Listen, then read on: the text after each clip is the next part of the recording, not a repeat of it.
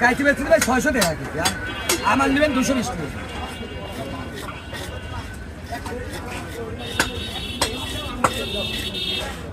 খারাপ পা লেগে গেল, খারাপ লাগে গেল্লা এইটা রান্না করলে এমনি বলে যাবেন, ছোট মাছটা ফিট খাওয়া নেই, মাছটা ও তো ফিট খাওয়া নেই, মাছটা ছোট করলে বলে যাবে না।